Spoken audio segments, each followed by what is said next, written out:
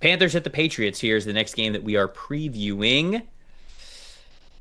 Two teams that are very tough to decipher, right? You've got some undisciplined mistakes, some mental mistakes, some turnovers, also some wins. It's just I don't really know what to make of these teams that I didn't have the highest of hopes for going into the season, but I thought that both of these teams were going to be taking steps forward in their own ways.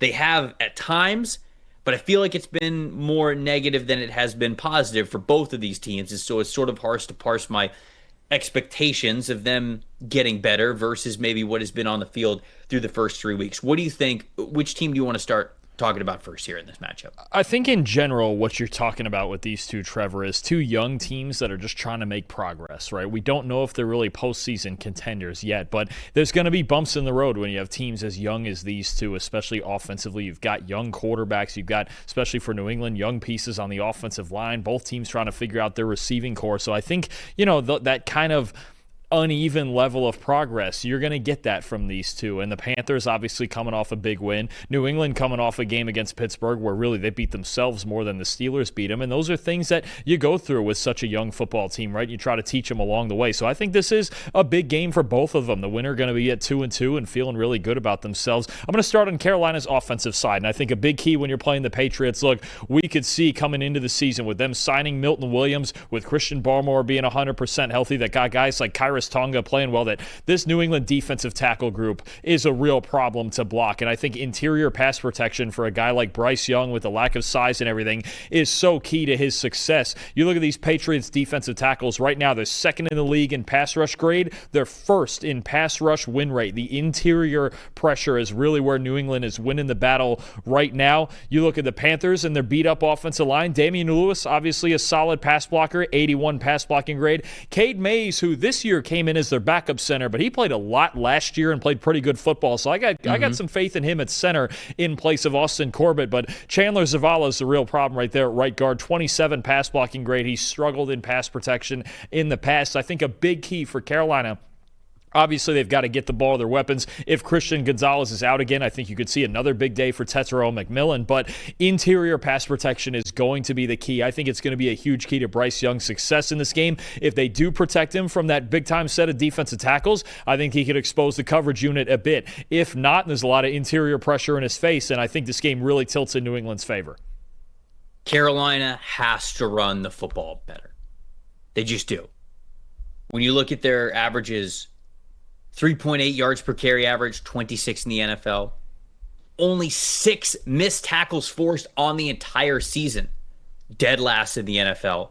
They have to be more dynamic. They have to be more explosive in the run game. The run blocking's not terrible. Obviously, it wasn't great in week 2 because nothing was great in week 2 when they faced the Arizona Cardinals. But week 1 versus the Jags, 70.1 team run blocking grade. Last week versus the Falcons, 68.6. So, they're capable of being decent. And this was one of the, I think, more underrated offensive lines in the NFL. They're a fringe top 10 unit in a lot of metrics and data points last season. And, okay, it's been a little bit of a slow start, and they've had some up and down in certain categories, like you pointed out there. But this is a team that is capable of running the ball and needs to run the ball at just a much more dynamic level. It can't just all be about Bryce Young. I know we all want to sit here and talk about Bryce Young and, talking about Xavier Legette and Tetairoa McMillan and the tight ends and, what Hunter Renfrow has been and all that kinds of stuff. If Carolina does not stay balanced, and when for this team, balance specifically is going to be close to a 50-50 split. It really is. They have to run the football. Bryce is not the type of quarterback yet where you can just go, yep, let him have the ball in his hands at all times. That's where the ball is most advantageous for us in the long run of a game.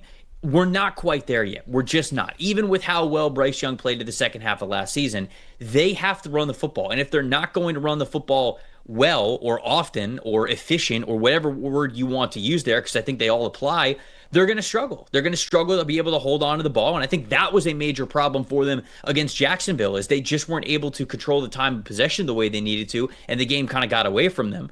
The Arizona game, you kind of just throw that out. You had the 2 early turnovers. It was as simple as that, in my opinion. And then last week, of course, you got the turnovers that you ended up turning into points, which helped put the Falcons on their heels the whole time. And so it was good to see them play a good game last week against the Falcons, 30-0. I think that's not exactly indicative of both opponents. I think that was much more of a runaway than it really was.